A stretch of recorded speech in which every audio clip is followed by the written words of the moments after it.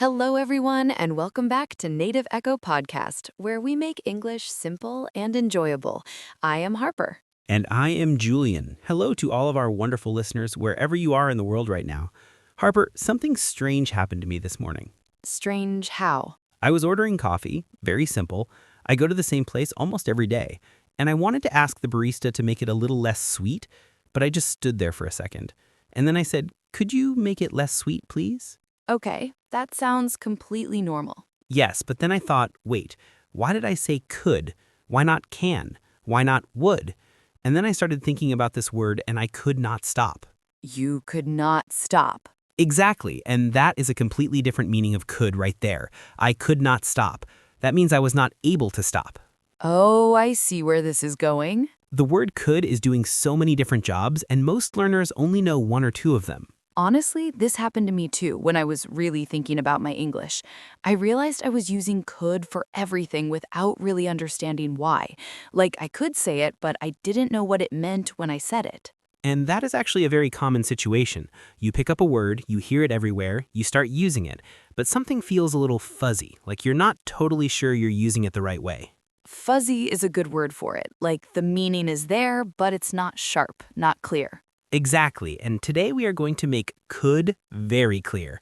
We are going to look at every single meaning this one small word can have, and I promise by the end of this episode, you will feel much more confident using it. And listeners, I want you to think about this as we go. Have you ever used could and felt a little unsure about it? Or have you heard someone say could and thought, wait, do they mean the same thing I think they mean? Tell us in the comments. We really want to know. Okay, Harper, let us start at the beginning, the most basic meaning of could.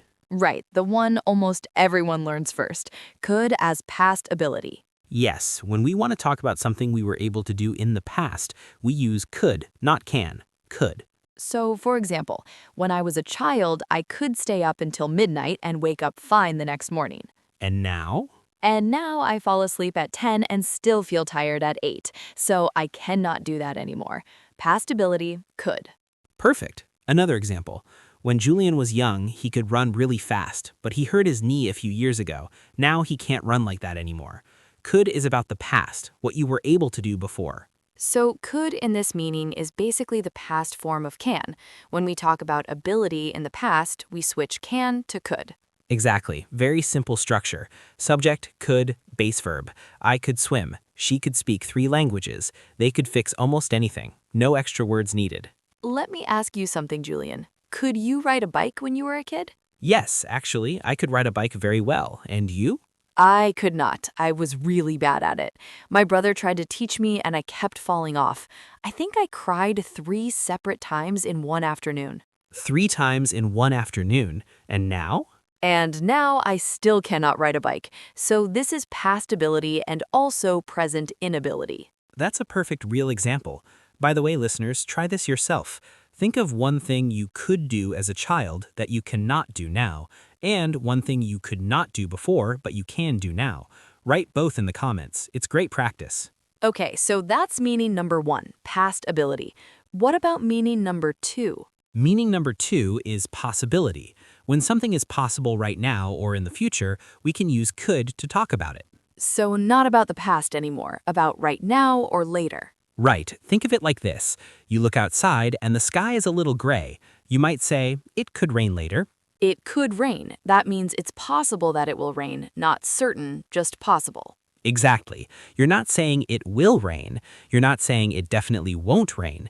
You're saying there is a chance, a real possibility. I do this all the time without thinking about it. Like if someone asks me, where's my phone? I might say, oh, it could be on the table or it could be in your bag. Yes, you're giving a possible explanation. You're not sure, but these are options, real possibilities. So could here is softer than will, less certain. Much softer. Compare these 2 sentences. It will rain tomorrow and it could rain tomorrow. Which one is stronger? It will rain tomorrow is much stronger, almost a prediction. But it could rain tomorrow is just, there's a chance.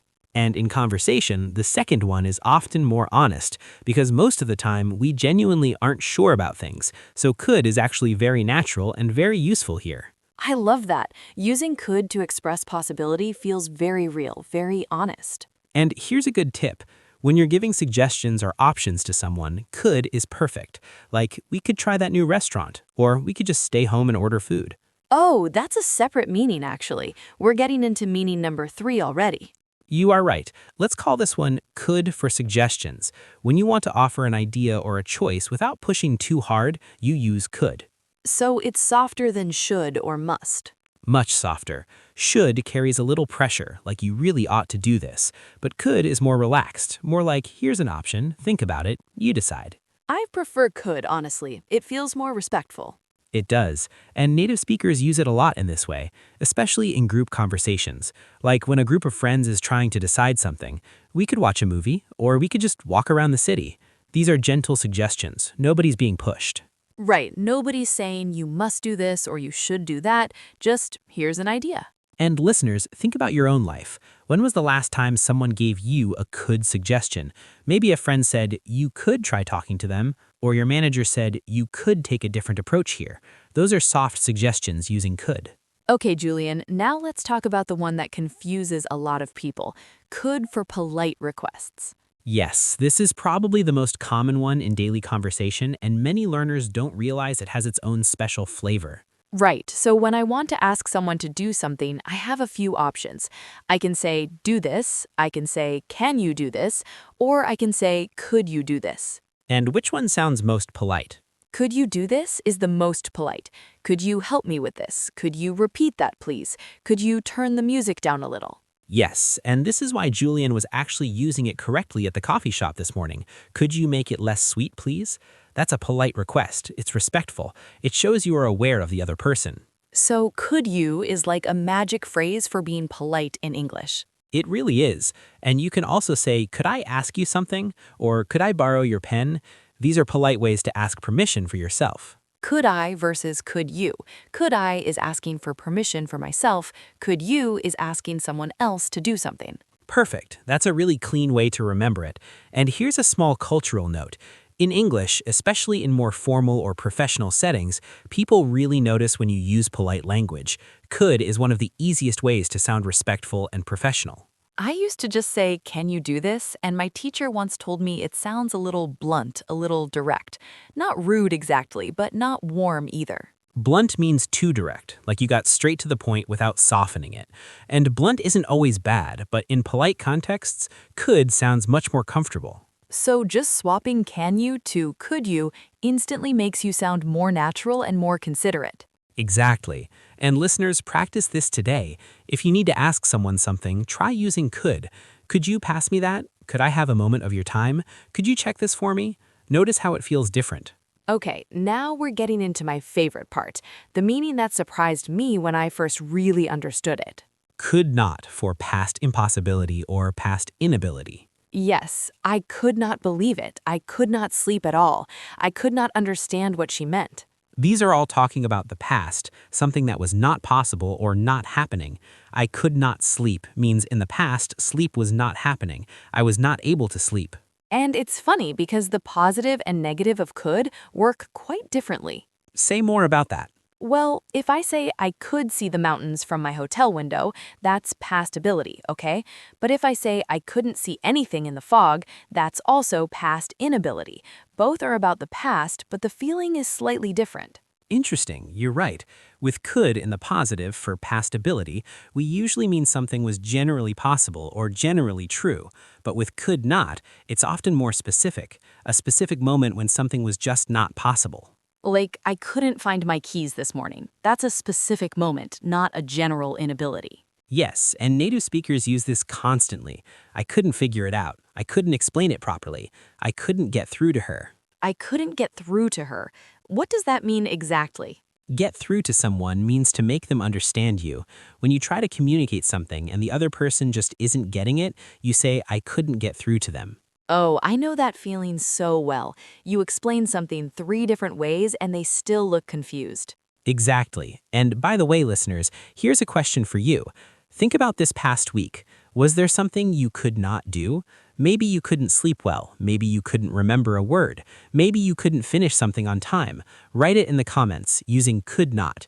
It's great past tense practice. Okay, Julian, now the big one, could have, because this is where a lot of learners get really confused. Yes, could have plus the past participle.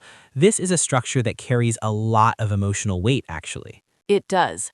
Let me give you an example. You could have told me. I could have helped you. She could have been there. So what's happening in these sentences? We're talking about possibilities that existed in the past but did not happen. You could have told me means it was possible for you to tell me. You had that option, but you didn't use it. And sometimes there's a feeling of frustration or regret in these sentences. Yes, you could have told me often means why didn't you tell me? There's a little bit of criticism hidden inside. Exactly, or regret. I could have gone to that concert. It was possible, I had the chance, but I didn't go, and now I feel a little sad about it. I feel that one personally. I could have learned to play guitar when I had more free time. I was sitting at home, I had the time, but I didn't do it.